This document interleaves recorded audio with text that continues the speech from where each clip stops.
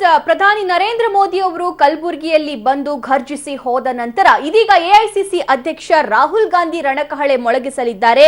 ಬಿಸಿಲನಾಡು ಕಲಬುರಗಿಯಲ್ಲಿ ಕಾಂಗ್ರೆಸ್ ಅಧ್ಯಕ್ಷರ ಅಬ್ಬರ ಜೋರಾಗಿ ನಡೆಯುತ್ತೆ ಅಂತ ಹೇಳಲಾಗ್ತಾ ಇದೆ. ಮಧ್ಯಾಹ್ನ 1 ಗಂಟೆಗೆ ಬೃಹತ್ ರ್ಯಾಲಿ ಮೂಲಕ ಖರ್ಗೆ ಪರ ಪ್ರಚಾರವನ್ನ ಮಾಡ್ತಾರೆ. ಸೋಲಿಲ್ಲದ ಸರ್ದಾರ ಮಲ್ಲಿಕಾರ್ಜುನ್ ಖರ್ಗೆ ಅವರು ಸತತ 11 ಬಾರಿ ಗೆದ್ದು ಬಂದಿದ್ದಾರೆ. 12 ಬಾರಿ ಗೆಲ್ಸಿ 1 ಡಜನ್ ಬಾರಿ ಗೆಲ್ಸದಂಗೆ ಮಾಡಿ ಅಂತ ಹೇಳಿ ಅವರು ಮನವಿ ಕೂಡ ಮಾಡ್ಕೊಂಡಿದ್ರು ಕಲಬುರಗಿ ಜನರ ಹತ್ರ. ಪ್ರಧಾನಿ ನರೇಂದ್ರ ಮೋದಿ ಅವರು ಬಂದು ಅಲ್ಲಿ ಅಬ್ಬರಿಸಿ ಹೋದ ನಂತರ ಇದೀಗ ರಾಹುಲ್ ಗಾಂಧಿ ಅವರು ಕೂಡ ಖರ್ಗೆ ಪರ ಪ್ರಚಾರಕ್ಕೆ ಬರ್ತಾ ಇದ್ದಾರೆ. 1 ಗಂಟೆ ಮಧ್ಯಾಹ್ನ ಬೃಹತ್ ರ್ಯಾಲಿ ಮೂಲಕ ಖರ್ಗೆ ಪರ ಪ್ರಚಾರವನ್ನ ಮಾಡ್ತಾರೆ. ರಾಹುಲ್ ಸಮ್ಮುಖದಲ್ಲೇ ಕಾಂಗ್ರೆಸ್ಗೆ ಬಿಜೆಪಿ ಅತೃಪ್ತರ ಮುಖಂಡರ ಸೇರ್ಪಡೆ ಆಗುತ್ತೆ. ಶಾಣಪ್ಪನವರು ನಿನ್ನೆ ತಾನೇ ರಾಜೀನಾಮೆಯನ್ನ ಕೊಟ್ಟರು ಬಿಜೆಪಿ ಪಕ್ಷಕ್ಕೆ. ಅವರೆಲ್ಲರೂ ಕೂಡ ಅತೃಪ್ತರು ಕಾಂಗ್ರೆಸ್ ಅನ್ನ ಸೇರ್ತಾರೆ ಅನ್ನುವಂತಹ ಮಾತು ಕೇಳಿ ಬರ್ತಾ ಇದೆ. ಕಲಬುರಗಿಯ ಎಸ್ವಿ ಮೈದಾನದಲ್ಲಿ ಕಾಂಗ್ರೆಸ್ ಸಮಾವೇಶಕ್ಕೆ ಸಕಲ ಸಿದ್ಧತೆಗಳನ್ನು ಕೂಡ ಮಾಡಿಕೊಳ್ಳಲಾಗ್ತಾ ಇದೆ.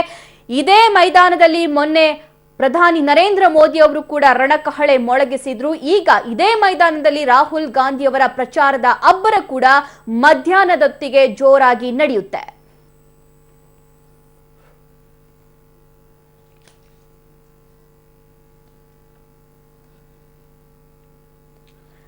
ಹಾಗಾದ್ರೆ 2014ರಲ್ಲಿ ಕಲಬುರಗಿ ಲೋಕಸಭಾ ಕಣದಲ್ಲಿ ಯಾರ್ಯಾರಿಗೆ ಎಷ್ಟೆಷ್ಟು ಮತ ಬಂದಿತ್ತು ಅಂತ ನೋಡೋಣ.